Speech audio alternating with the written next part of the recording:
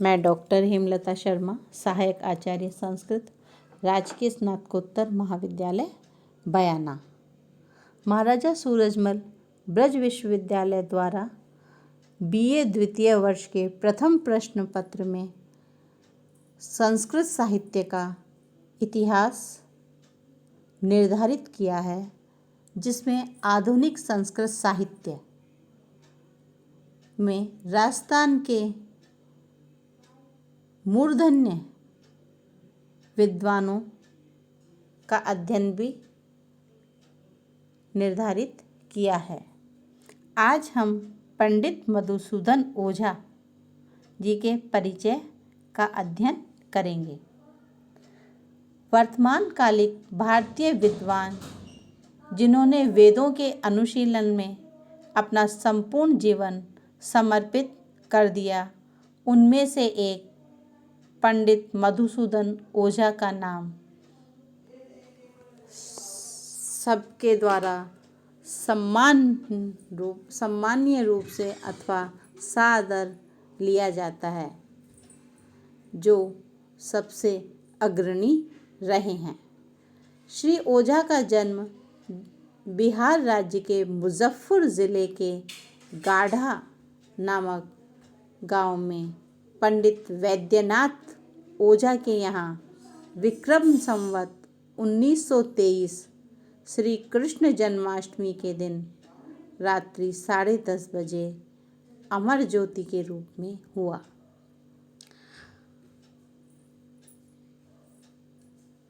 आपका कुल प्रसिद्ध विद्वान एवं प्रतिष्ठित परंपरा से संपन्न था।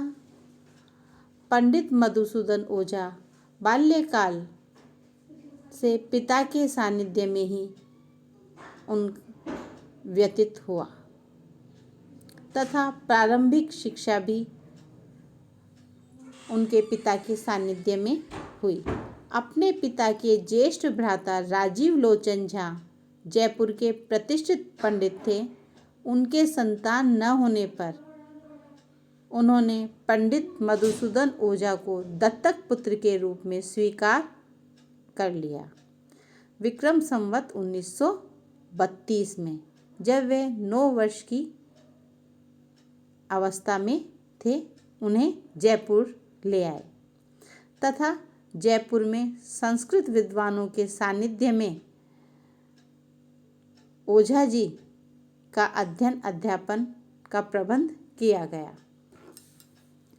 पंडित राजीव जी का स्वर्गवास होने के पश्चात अपनी माँ को जन्म स्थल में परिजनों के पास छोड़कर स्वयं अध्ययन हेतु वाराणसी में दरभंगा नरेश की संस्कृत पाठशाला में पंडित शिव कुमार शास्त्री के समीप 8 वर्ष तक अध्ययन करते हुए अपने परिश्रम मेधा शक्ति के कारण गुरुमुख से वेद वेदांत न्याय मीमांसा व्याकरण साहित्य का अध्ययन किया, अपितु उन पर पूर्ण अधिकार भी प्राप्त किया।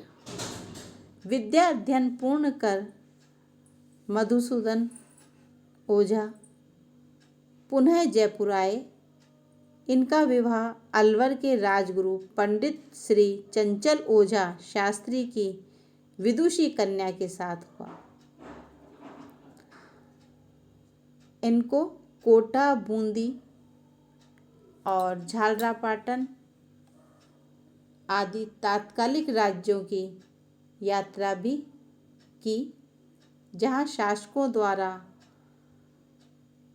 अत्यंत सम्मान किया गया। जयपुर में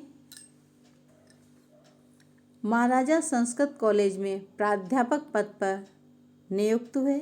कुछ समय पश्चात ही जयपुर के तात्कालिक शासक महाराजा सवाई माधव सिंह जी बहादुर ने अपने निजी पुस्तकालय का भार इनके अधीन कर दिया तथा धर्म सभा में प्रधान बनाकर जयपुर राजसभा के प्रधान पंडित नियुक्त किए गए।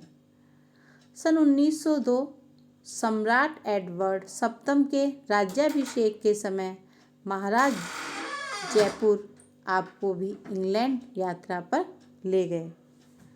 वहाँ पर बड़ी बड़ी सभाओं में आपके ओजस्वीपूर्ण वैदिक विज्ञान पर भाषणों को सुनकर समस्त यूरोपियन विद्वान अत्यधिक प्रभावित हुए तथा सभी समाचार पत्रों में मधुसूदन ओझा जी का भाषण प्रकाशित हुआ एवं संपादकीय कॉलम में प्रशंसा की गई। यात्रा से लौटकर ओझा जी का संपूर्ण समय वैदिक विज्ञान की खोज एवं रहस्यों को जानने तथा उन रहस्यों को प्रकट करने में ही लगा रहा। ओझा जी ने वैदिक विषयों का रहस्य जानने के लिए शास्त्रों का अवलोकन एवं लेखन कार्य तो किया ही, साथ ही साथ जिज्ञासु वर्ग की भी समस्याओं का समाधान किया। ओझा जी की भाषण शैली प्रभावशालिनी एवं उच्च कोटि की थी, जिससे श्रोतागण मंत्रमुग्ध हो जाते थे। ओझा जी के शिष्यों की संख्या बहुत है, परंतु उनमें से कुछ जो कि भारतवर्ष में विख्यात हैं, प्रसिद्ध हैं, वे इस प्रकार हैं। राजगुरु चंद्रदत्त चौधरी, पंडित सूर्यनारायण आचार्य, पंडित कन्हैया लाल न्यायाचार्य, पंडित जयचंद्र झा, पंडित केदारनाथ, पंडित पुरुषोत्तम चतुर्वेदी, पंडित गिरिधर शर्मा, वेद वाचस्पति आचार्य मोतीलाल शास्त्री, स्वामी सूरजन दास वेदांत व्याकरणाचार्य, देवर्षि भट्ट मथुरानाथ शास्त्री और पंडित मदनलाल व्याकरणाचार्य, डॉक्टर लक्ष्मण सिंह आदि इनके शिष्य रहे। ओझा जी ने वेद वेदांग पुराणों पर बहुत अन्वेषण किया। जहाँ तक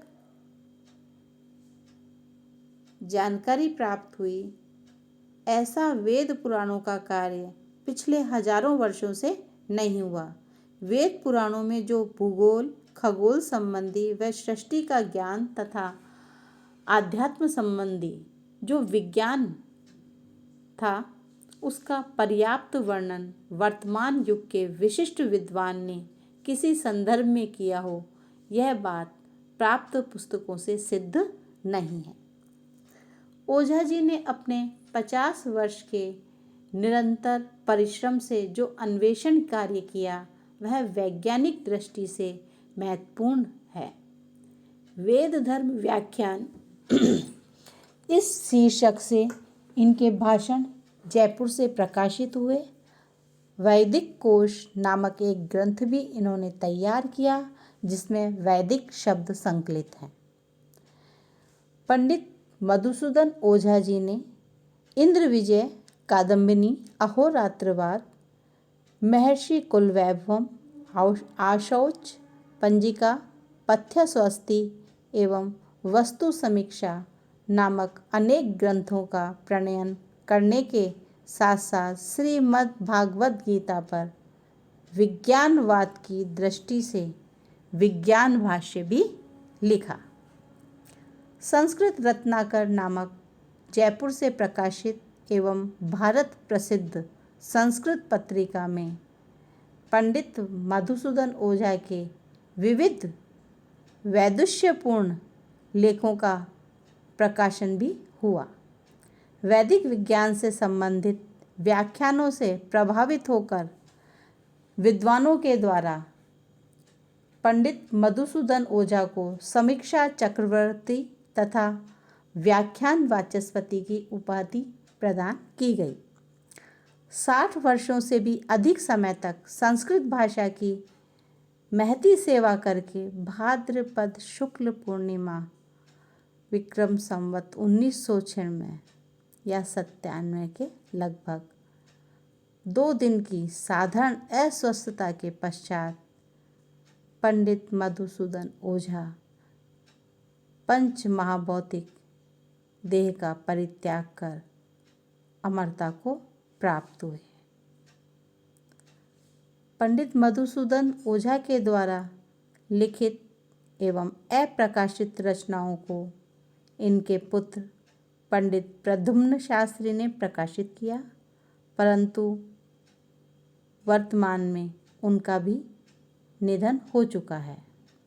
वर्तमान में राजस्थान पत्रिका के प्रधान संपादक श्री कर्पूर चंद्र कुलिश इनके ग्रंथों के समीक्षण तथा प्रकाशन में रुचि ली और जोधपुर विश्वविद्यालय संस्कृत विभाग में ओझा शोध पीठ की भी स्थापना की, जिसके अंतर्गत इनके ग्रंथों का प्रकाशन कार्य चल रहा है। इस संस्थान द्वारा 1991 में वर्ण समीक्षा एवं पितृ समीक्षा नामक 2 ग्रंथों का भी प्रकाशन किया। इसके प्रधान संपादक डॉक्टर दयानंद भार्गव, अध्यक्ष संस्कृत विभाग जोधपुर रहे।